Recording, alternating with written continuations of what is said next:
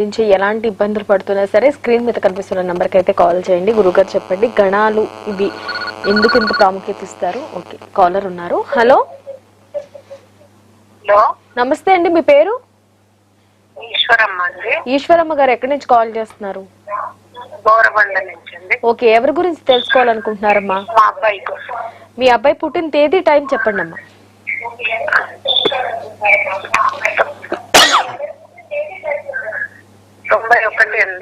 91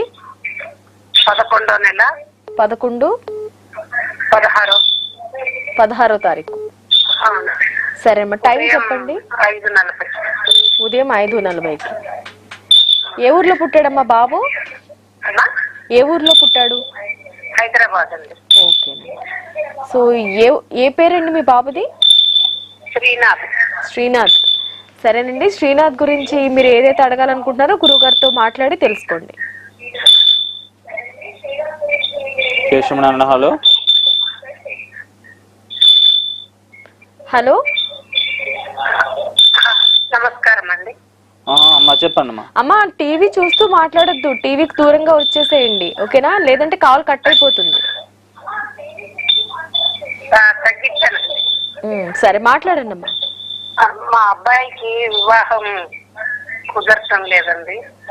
అదే అండి, జాతకంలో కుజదోషం ఉంది. మీ అబ్బాయికి శతభిష నక్షత్రం అయింది, కుంభరాశి, తులాలగ్నం అయిందమ్మా. వివాహ స్థానాలు రెండింటినీ కుజుడు పాపిగా చూస్తున్నాడు. లగ్నంలో కుజుడు ఉండడం వల్ల కొద్దిగా కోపం అది ఎక్కువ ఉంటది, దానివల్ల కొద్దిగా ఇబ్బంది వస్తుంది. కొద్దిగా చెప్పిన మాట వినకపోవడం. అంటే ఒకసారి పూజ చేయించాం స్వామి గారు. బాగా ఇంటెన్సిటీ అంటే దోషం తగ్గుతుంది కానీ పోదు కదమ్మా, కొద్దిగా ఇంప్రూవ్మెంట్ ఉంటుంది. కాకపోతే ఏంటంటే కుజ దోషం అయితే చాలా ప్రబలంగా ఉంది, కుజ దోషం ప్రభావం. సూర్యుడు కూడా వివాహ స్థానాన్ని చూస్తున్నాడు పాపిగా, దానివల్ల స్థానాలు కొద్దిగా దెబ్బతిన్నాయి. దానివల్ల ప్రాక్టికల్ గా కొద్దిగా ఇబ్బంది అవుతుంది. పని చేయండి, కందులు నెలకు ఒక మంగళవారం, నెలలో ఏదైనా ఒక మంగళవారం పర్మనెంట్ గా కుజదోషం అనేది పర్మనెంట్ గా ఉంది. దానివల్ల ఏంటంటే నెలకు ఒక మంగళవారం కందులు బ్రాహ్మణులకు దానంగా ఇవ్వండి, ఎరుపు రంగు వస్త్రంతో పాటు.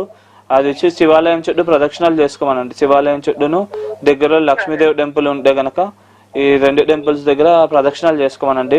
చేసుకుంటే కొద్దిగా ఇంప్రూవ్మెంట్ ఉంటుంది. అలాగే శివుడికి సంబంధించిన స్తోత్రాలు ఏమైనా చదువుకోమనండి. చేసుకుంటే గనక కొద్దిగా ఇంప్రూవ్మెంట్ వస్తుంది, అన్ని పరాలుగా బాగుంటుంది. నెమ్మదిగా వివాహానికి కూడా పాసిబిలిటీస్ ఏర్పడతాయి. శక్తి స్తోమత ఉంటే గనక ఒక స్టోన్ మధ్య వేలకు ఒక డైమండ్ పెట్టించండి, తొందరగా మ్యారేజ్ అవుతుంది. ఓకేనమ్మా? సరే. ఓకే.